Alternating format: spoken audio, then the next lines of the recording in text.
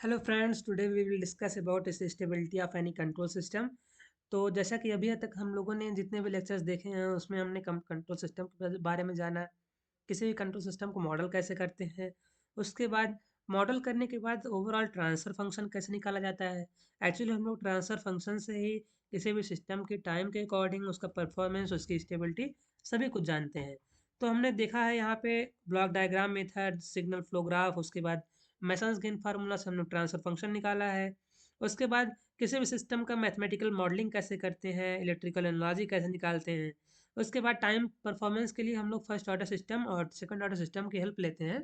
उसके बाद उसके जितने भी फार्मूलेज रहते हैं उनका इस्तेमाल करते हुए किसी भी कंट्रोल सिस्टम की हम लोग टाइम परफॉर्मेंस को इवेलुएट कर लेते हैं कि टाइम के अकॉर्डिंग कितना वेरी हो रहा है, किस टाइम पे स्टेडी स्टेट में जा रहा है, कब तक उसका ट्रांजिएंट स्टेट रहता है। तो ऐसे ही हम लोग अब देखते हैं कि हमारा सिस्टम कब स्टेबल होता है। तो स्टेबिलिटी को जानने के लिए हमारे पास एक्चुअली काफ़ी क्राइटेरियाज होते हैं, लेकिन जो इम्पोर्टेंट सबसे रहता है जो और सबसे आसान हमारे पास स्टेबिलिटी का क्राइटेरिया होता है उसको राउथ हर्विट्ज़ ने साइंटिस्ट ने उसको डिस्कवर किया था। तो अब हम राउथ हर्विट्ज़ कंडीशन के बारे में जानेंगे। एक्चुअली इससे हम लोग ये जान जाएंगे कि इसमें जो भी क्राइटेरियाज रहेंगे, हमारा सिस्टम आखिर स्टेबल कब रहेगा, अनस्टेबल कब रहेगा या फिर मार्जिनली स्टेबल कब रहेगा। देखिए, इस लेक्चर में जो हमने समराइज़ करके कुछ पॉइंट्स बनाए हैं, वो टोटल 8 पॉइंट्स हैं। अगर हम 8 पॉइंट्स को हम लोग डिस्कस करेंगे, तो किसी भी सिस्टम की स्टेबिलिटी जानना हम लोग के लिए काफ़ी आसान हो जाएगा। चलिए इन्हीं लेक्चर्स के थ्रू हम लोग अब आगे डिस्कस करने की कोशिश करेंगे कि हमारे पास वो 8 मेथड्स कौन-कौन से हैं, ठीक है? चलिए अब हम लोग आगे बढ़ते हैं। चलिए, सबसे पहले हम लोग क्या करेंगे, एक सिंपल सा एक्सप्रेशन लेंगे कि जिससे हम लोग जान जाएँ, आखिर हम एक अप्रोच जानें कि आखिर राउथ हर्विट्ज़ होता क्या है। तो देखिए, जैसे मान लीजिए हमारे पास कोई सिस्टम का एक अलजेब्रिक एक्सप्रेशन दिया गया है। मान लीजिए ये एक इक्वेशन है, ठीक है? अभी हम लोग पहले देख लेते हैं आखिर हो क्या रहा है यहाँ पे। तो क्या होता है, जैसे स्टेबिलिटी जानने के लिए कोई मान लीजिए एक्सप्रेशन है, तो इसको हम लोग क्या करेंगे, जैसे मान लीजिए इसमें हाईएस्ट जो डिग्री है वो 4 है, ठीक है? तो क्या करते हैं, इसमें अल्टरनेट सीरीज लेते हैं। इन जो हाईएस्ट ऑर्डर रहता है उसका हम लोग अल्टरनेट सीरीज लेंगे। तो मान लीजिए यहाँ पे 4 है, तो उसके बाद हम लोग 2 का देखेंगे, फिर उसके बाद जो है 2 के बाद 0 का मतलब होता है कि एस की पावर 0 मीन्स 1। तो ये ओवरऑल कांस्टेंट टर्म, इसका जो कोफिशिएंट रहेंगे उन्हीं को हम लोग देखेंगे। यहाँ पे 1 है, उसके बाद ये 3 है, 1 है। तो एस की पावर 4 सीरीज जो रहेगी 1, फिर 3, फिर 1। उसके बाद हम लोग क्या करेंगे, एस की पावर 3 सीरीज देखेंगे। यहाँ पे 3 आया है, उसके बाद एस पावर 1 मीन्स 2 आया है। तो एस की पावर 3 जो सीरीज़ है हमारे पास 3 और 2 आया, ठीक है? तो ऐसा क्या होता है कि एस पावर 4 तो आ गया, एस की पावर 3 तो आ गया, उसके बाद एस पावर 2 कैसे निकालेंगे? इसका एक आसान सा मेथड होता है, क्या होता है? 3 into 3 minus 1 into 2 means this term into this term minus this term into this term upon यही जिस जहाँ से हमने शुरुआत किया था उसे से हम लोग डिवाइड कर देंगे। ये सबसे आसान सा मेथड होता है, ठीक है? और देखिए यहाँ पे कुछ देखिए ये 3 और 2 आया, और यहाँ पे क्योंकि उसके बाद कुछ आ नहीं सकता था, हमने एस की पावर 3 लिया, उसके बाद एस की पावर 1 लिया, तो यहाँ पे कुछ आ नहीं रहा था, इसलिए यहाँ पे 0 है, ठीक है? चलिए, हमारे पास ये टर्म निकालने का जो है मेथड तो पता लग गया। ये 3 इंटू 3 माइनस 1 इंटू 2 अपॉन 3 आ गया। आखिर इसको कैसे करेंगे? देखिए, यहाँ पे इसका जो नेक्स्ट मेथड रहता है उसका क्या रहता है, कैसे हम लोग इवेलुएट करते हैं? अगर मान लीजिए इसके जो टॉप जितने भी हम इसको इग्नोर करेंगे, ठीक है? यहाँ पे तो इसको हम लोग इग्नोर करते हैं। तो एक्चुअली होता क्या है, यहाँ पे हमने 3 इसको इग्नोर किया, तो इसके जो जस्ट साइड वाले हैं हम इनको अपने माइंड में रखेंगे। तो 1 यहाँ पे 1 3 है, यहाँ पे 1 और 0 है। तो यहाँ पे क्या करेंगे, 3 इंटू 1 माइनस 1 इंटू 0 ओवर यही टर्म, ठीक है? जहाँ से हमने स्टार्ट किया, 3 इंटू 1 माइनस 1 इंटू 0 ओवर 3। तो यहाँ पे 1 आ गया। ऐसे ही हम पूरा का पूरा एक्सप्रेशन सिमिलरली सॉल्व करेंगे, ठीक है? ऐसे यहाँ पे दोनों 0 है, तो हम लोग क्या देखिए, अब हम लोग ऐसे ही सिमिलरली जो है यहाँ पे ये चीज़ें निकालने की कोशिश करेंगे, ठीक है? अब हम लोग देखते हैं कि आखिर राउथ हर्विट्ज़ को अलजेब्रिक या फिर मैथमेटिकल एक्सप्रेशन में कैसे दिया गया है, ठीक है? और हम लोग एक आसान सा मेथड अपने सॉल्व करने के लिए कैसे अप्रोच करेंगे, ठीक है? चलिए अब हम लोग उसको देखते हैं।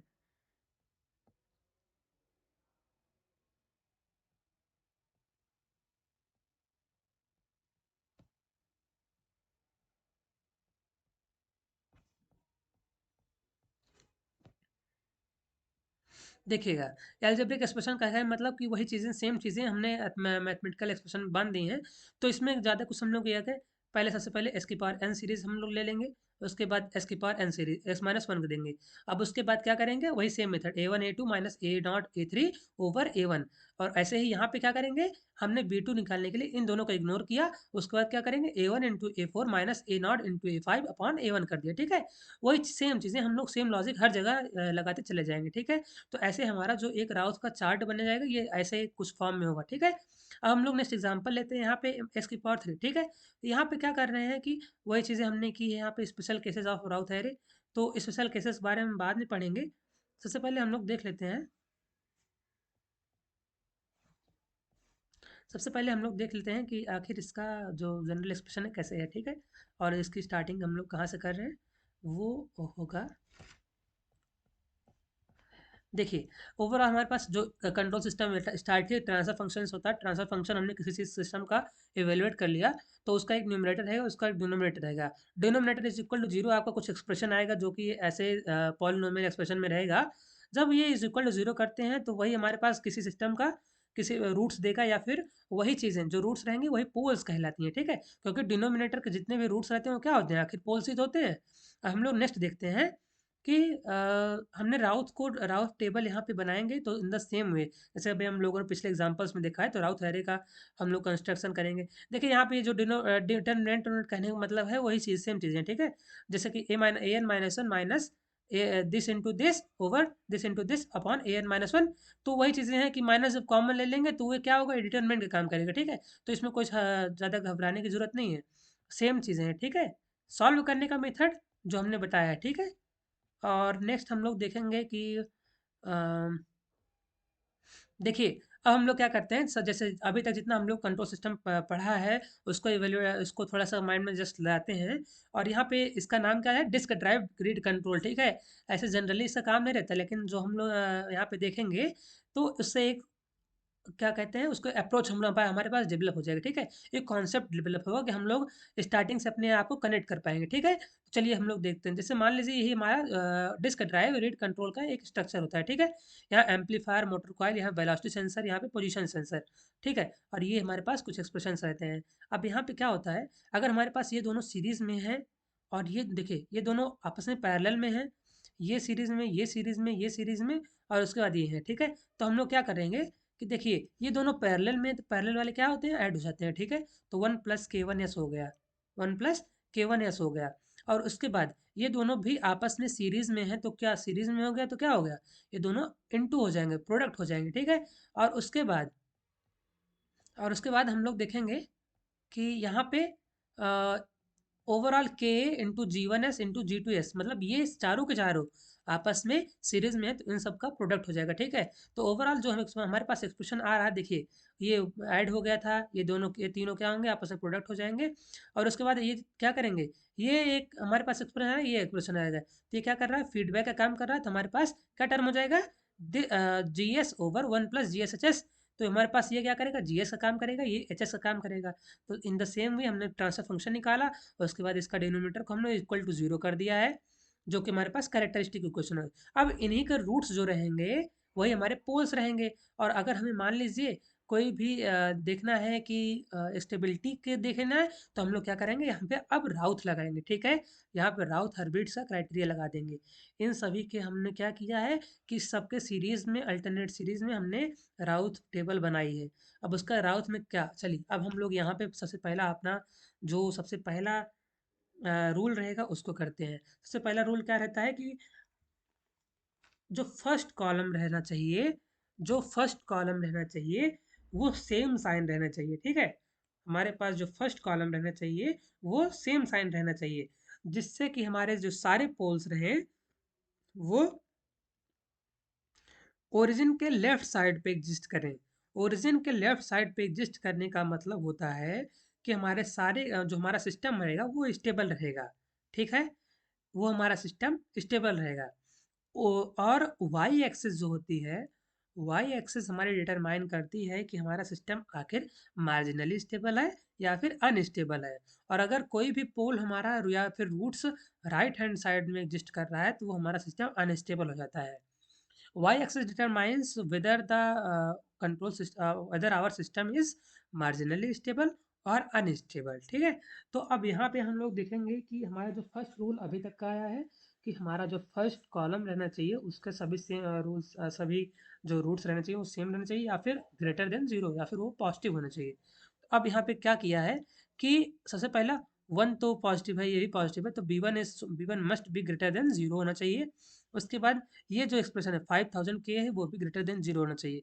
ठीक है, तो हम लोग को यहाँ देना K must be greater than zero, और उसके बाद जो B one greater than zero है, इस यहाँ से ही हमने डिसाइड, यहाँ से हमारे पास ये जो टर्म है, एक्सप्रेशन है, वही से हम लोग पाएंगे के one must be greater then के माइनस 4080 अपॉन दिस। ठीक है, तो यहाँ से क्या हो जाएगा, यहाँ से हमारे पास जो एक्सप्रेशन है, हमने यहाँ से क्या किया, पहला रूल जाना कि हमारे पास जो फर्स्ट कॉलम है सबके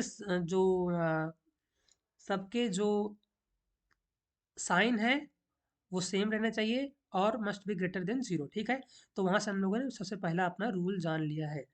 ठीक है, तो अब हम लोग क्या करते हैं,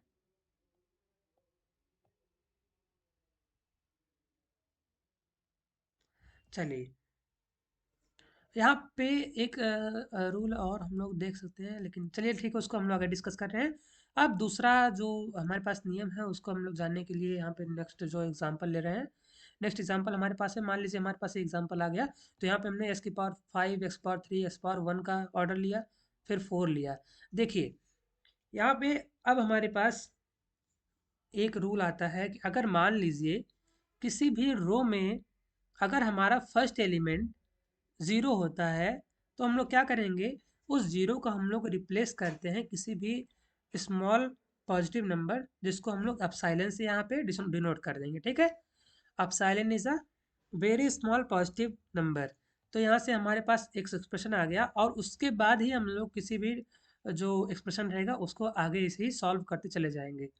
एट एट लास्ट हमें कंक्लूजन निकालना होगा कि हमारे जो नेक्स्ट नंबर आ रहा है आखिर वो पॉजिटिव है कि नहीं, तो हम लोग ऐसे कर देंगे, वो let that would be a small positive int. जैसे देखिएगा, हम लोगों ने मान लीजिए यहाँ सबसे पहले जीरो आ रहा था, तो क्या करेंगे, इसको आप साइलेंस से रिप्लेस किया, और इसका देखते हैं कि C1 पे क्या इसका इम्पैक्ट पड़ेगा। तो C1 जो हो गया हमारा 4 अपसाइलन माइनस 12 अपॉन अपसाइलन, तो ये ओवरऑल क्या आ रहा है, -12 अपॉन अपसाइलन आ रहा है। ठीक है, तो अगर हमारा -12 अपॉन अपसाइलन, अपसाइलन चूंकि मान लीजिए हमारे पास कोई स्मॉल पॉजिटिव नंबर है, अगर ये पॉजिटिव है और पॉजिटिव नंबर से हमने 12 को डिवाइड किया, तो 12 अपॉन सम पॉजिटिव नंबर वो भी जो है आया कोई पॉजिटिव, लेकिन इसका माइनस इंटू कर दिया तो क्या हो गया, ये माइनस टर्म में आ गया। ठीक है, तो ओवरऑल जो -12 अपॉन एप्सिलॉन है वो एक निगेटिव नंबर आ गया, क्योंकि यहाँ पे कोई साइन चेंज नहीं होना चाहिए, क्योंकि ऐसा हमारा फर्स्ट रूल यही होता है कि सबका साइन सेम होना चाहिए। ठीक है, ठीक है, तो अब यहाँ पे साइन चेंज हो रहा है, जैसे देखिए साइन चेंज होने का मतलब सिग्निफिकेंस क्या होता है, जितने भी नंबर ऑफ साइन चेंज होता है वह that is equal to number of roots lying in the right hand side of the origin. तो इसका मतलब होगा वो राइट हैंड प्लेन पे एग्जिस्ट करेगा, मीन्स वो ओरिजिन के राइट हैंड साइड पे एग्जिस्ट करने लेगा, और राइट हैंड साइड का एग्जिस्ट करने का मतलब होता है कि हमारा सिस्टम अनस्टेबल हो गया। ठीक है, तो अब यहाँ पे क्योंकि साइन चेंज हो गया, तो इसका मतलब हमारा सिस्टम अब अनस्टेबल हो गया। ठीक है, तो हमारे पास ये एक रूल और यहाँ पे ऐड होता है कि अगर अगर साइन चेंज हुआ, तो number of sign change equal to number of roots lying in the right hand side of the origin. ठीक है, ऐसे ही अब हम लोग नेक्स्ट एग्जांपल के थ्रू कुछ रूल्स देखने की कोशिश करेंगे। चलिए अब हम लोग ये देखते हैं यहाँ पे, चलिए हम लोग नेक्स्ट एग्जांपल के थ्रू अब देखते हैं यहाँ पे कि हमारे पास मान लीजिए नेक्स्ट एग्जांपल हमारे पास ये आ गया। ठीक है, तो इसको हमने राउट टेबल में एक्सप्रेस किया है। राउट टेबल में एक्सप्रेस यहाँ पे हमने देखा कि हमारे पास जो एक्सप्रेशंस 5 एक्स की पावर 5, उसके बाद एक्स पावर 3, उसके बाद एक्स पावर 1। ठीक है, तो इनके सब इन सभी कोफिशिएंट्स 1 है। ठीक है, उसके बाद एक्स की पावर इसके जो कोफिशिएंट आ गए 1 1 1 आए। नेक्स्ट हम लोग एस की पावर 4 सीरीज देखेंगे, तो यहाँ पे 3, उसके बाद 3, उसके बाद भी 3, तो मीन्स 4 2 और 0 पावर के कोफिशिएंट कितने होंगे, 3 3 3। देखते हैं यहाँ पे एक रूल और ऐड करते हैं अपने जो अभी रूल्स थे उसमें। नेक्स्ट रूल क्या आता है कि अगर हम किसी भी पूरी सीरीज में किसी डिवीजन करते हैं या फिर मल्टीप्लिकेशन करते हैं, तो ओवरऑल जो रिजल्ट आता है, स्टेबिलिटी का रिजल्ट आता है, उस पर कोई इफेक्ट नहीं पड़ता है। ठीक है, तो ये रहा अपना नया रूल। ठीक है, अगर किसी भी सीरीज में हम मल्टीप्लिकेशन या फिर डिवीजन करते हैं किसी भी नंबर से, तो हमारे सिस्टम के स्टेबिलिटी पर कोई भी इम्पैक्ट नहीं पड़ता है। अब देखिए यहाँ पे क्या आया, वन वन वन आ गया। जब हम लोग नेक्स्ट कैलकुलेट करते हैं यहाँ पे कि एस की पावर थ्री आखिर होगा क्या, तो देख रहे हैं सब, अगर ये one into one minus one into one upon one करेंगे तो जीरो आ जाएगा, ऐसे ये भी जीरो आएगा। यहाँ पे एक नया रूल और इंट्रोड्यूस होता है कि अगर पूरी की पूरी रो ज़ीरो हो जाए तो क्या होता है। अगर पूरी की पूरी रो ज़ीरो हो जाती है तो हम लोग जो इसके एबव वाला ऑर्डर रहता है, उसका हम लोग एक इक्वेशन बनाते हैं और उसी इक्वेशन को हम लोग डिफरेंशिएट कर देते हैं। ठीक है, देखिए मान लीजिए एस की पावर थ्री सीरीज हमारी ज़ीरो आ गई, तो हम लोग क्या करेंगे, एस की उसके जस्ट एबव वाली जो इक्वेशन रहती है, जिसको हम लोग ऑक्सिलरी इक्वेशन बोलते हैं, उसका हमने इक्वेशन बनाया और उसी को हम लोग डिफरेंशिएट कर दिए। तो यहाँ पे देख सकते हैं कि ऑक्सिलरी क्वेश्चन बना हमारा एस की पावर फोर प्लस एस की पावर स्क्वायर प्लस वन। देखिए यहाँ पे S power four plus S square plus one, तो हमारे पास ये एक्सप्रेशन बना, इसको हमने डिफरेंशिएट किया। नेक्स्ट स्टेप हमारा आ गया कि एस की पावर थ्री यहाँ मिला, यहाँ से जो है हमें एस की पावर वन मिल गया। फोर और टू, फोर और टू, देख ही रहे हैं कि अगर यहाँ पे हमने टू से डिवाइड कर देंगे कोई इम्पैक्ट नहीं पड़ेगा, इसलिए हमने टू से डिवाइड कर दिया। ठीक है, तो ये हमारे पास अभी तक हमने देखा है कि कुछ हमारे जो रूल्स आए हैं क्या है कि जो फर्स्ट कॉलम रहने चाहिए वो सभी पॉजिटिव रहने चाहिए, और जिससे कि हमारा जो सिस्टम है वो स्टेबल रहे, या फिर हमारा जो जितने पोल्स रहे वो लेफ्ट हैंड साइड पे एग्जिस्ट करें। ठीक है, जीरो ओरिजिन के लेफ्ट हैंड पे एग्जिस्ट करें। ठीक है, और हमारे पास सेकंड रूल क्या आता है कि जो ओवरऑल रिजल्ट रहता है स्टेबिलिटी का, उसमें किसी भी सीरीज में मल्टीप्लिकेशन या फिर डिवीजन करने से कोई इम्पैक्ट नहीं पड़ता है। उसके बाद हमने रूल नंबर थ्री देखा है कि अगर जो हमारे पास फर्स्ट किसी भी रो में अगर हमारा फर्स्ट एलिमेंट ज़ीरो आता है, तो हम लोग क्या करेंगे, उस ज़ीरो के जगह पे एक स्मॉल पॉजिटिव नंबर लेंगे, एप्सिलॉन ले लेंगे या फिर कोई के टर्म ले लेंगे। ठीक है, कोई कांस्टेंट टर्म ले लेते हैं, बस उसका सिग्निफिकेंस क्या रहेगा कि वो that would be a small positive number. हम लोग नेक्स्ट देखते हैं, अगर उससे अगर कोई रो पूरी की पूरी ज़ीरो हो जाएगी, तो हम लोग क्या करेंगे, उसका उसके ऊपर वाले जस्ट इक्वेशन का एक ऑक्सिलरी इक्वेशन बना लेंगे। ठीक है, उसके जस्ट अबव वाली ऑर्डर जो रहेंगी पावर, जैसे मान लीजिए यहाँ पे एक्स की पावर थ्री का जीरो हो गया था, तो एक्स की पावर फोर का इक्वेशन का इक्वेशन बनाएंगे, जिसको हम लोग ऑक्सिलरी इक्वेशन बोलेंगे। फिर उसको डिफरेंशिएट कर देंगे, तो हमारा जो नेक्स्ट मान लीजिए इसकी पावर थ्री इवेलुएट करना था, तो उसका हम लोग को एक्सप्रेशन मिल जाएगा। ठीक है, और उसके बाद हम लोगों ने देखा था कि अगर फर्स्ट कॉलम में जितने भी sign number of sign change हो रहा है, उतने ही हमारे number of roots lying in the right hand side रहेंगे। ठीक है, ओरिजिन के लेफ्ट राइट में उतने ही रूट्स हमारे एग्जिस्ट करेंगे जितना ही फर्स्ट कॉलम में साइन चेंज हो रहा है। ठीक है, साइन चेंज का मतलब देखिए, हमारे पास यहाँ ओवरऑल क्या आ रहा है कि one one two zero point five minus three और वन। तो अब हम लोग क्या देख रहे हैं कि ये टर्म हमारे पास साइन चेंज हो गया, क्योंकि सभी जो है यहाँ पे पॉजिटिव थे, और यही ये जो एक्सप्रेशन है हमारे पास यहाँ पे साइन चेंज दे रहा है। तो देखिए साइन चेंज कैसे करते हैं, नंबर ऑफ साइन चेंज, ये पॉजिटिव था तो पॉजिटिव से निगेटिव एक साइन चेंज हुआ, उसका निगेटिव से पॉजिटिव एक साइन चेंज हुआ, मीन्स टोटल हमारे पास कितने साइन चेंज हो गए, दो। पहला यहाँ से यहाँ, उसके बाद यहाँ से यहाँ, हमारे पास टोटल कितने हो गए, टू साइन चेंजेस। इसका मतलब हमारे पास जितने दो रूट्स होंगे वो ओरिजिन के राइट हैंड साइड पे एग्जिस्ट करेंगे। ठीक है, चलिए ये बात हमारी जो है नंबर फोर्थ रूल से आ गई। ठीक है, अब हम लोग देखते हैं, आगे दोस्तों, इसी एग्जांपल से हम लोग एक दूसरा रूल हम लोग इवेल्युएट कंक्लूड करने की कोशिश करेंगे। तो यहाँ पे देख सकते हैं कि अगर मान लीजिए हमारे पास कोई ऑड टर्म की कोई सीरीज है, अगर वो ज़ीरो हो रही है तो वो क्या सिग्निफाई करती है, वो सिग्निफाई करेगी कि हमारे पास कुछ पोल्स या फिर रूट्स रहेंगे that may be symmetric about origin. If our odd row is zero, means odd row कहने का मतलब है कि अगर मान लीजिए कोई हमारे पास ये जो सीरीज है, ऑड पावर की जो सीरीज है, अगर वो ज़ीरो हो जाती है, तो then few roots will be symmetric about origin. ठीक है, अदरवाइज क्या होगा कि अदरवाइज अगर मान लीजिए ये ऑड रो ज़ीरो नहीं है तो फिर हमारे जो सभी else all the roots will be in left hand side if first column are having the same sign. तो ये चीज़ें हैं, ठीक है। अगर मान लीजिए यहाँ पे सारे के सारे जो साइन हैं वो पॉजिटिव हैं तो हमारे सारे के सारे रूट्स लेफ्ट हैंड साइड पे एग्जिस्ट करेंगे और हमारा सिस्टम स्टेबल रहेगा। और फिर उसके बाद देखते हैं कि मल्टीप्लिकेशन डिवीज़न से कोई इम्पैक्ट नहीं पड़ता है। और अगर फर्स्ट टर्म हमारा ज़ीरो होता है केवल फर्स्ट टर्म तो वहाँ पे अपसाइलन लेते हैं।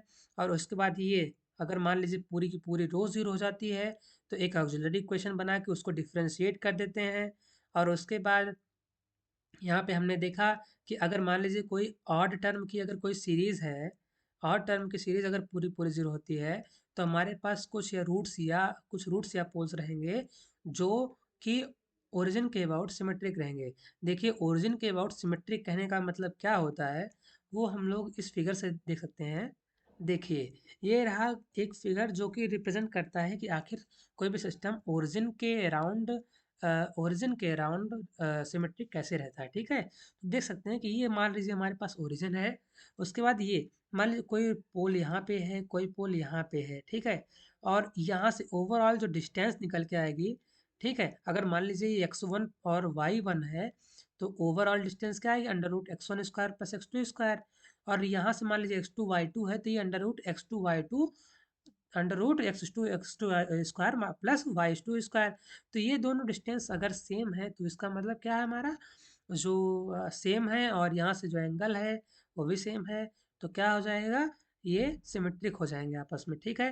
तो वैसे ही यहाँ पे जो एक सिमेट्रिक आती है ओरिजिन के अबाउट सिमेट्री, ये दोनों आपस में एक एक्सियल सिमेट्री रखते हैं। और ऐसे ही ये दोनों आपस में रेडियल सिमेट्री रख रहे हैं, ठीक है। ठीक है। और ये क्या है आपस में जैसे कॉन्जुगेट पेयर्स होते हैं तो ये क्या बोलते हैं आपस में कॉन्जुगेशन में बोले जाते हैं। और ये क्या है दोनों जो दिख रहे हैं ये सब रेडियल सिमेट्री में है।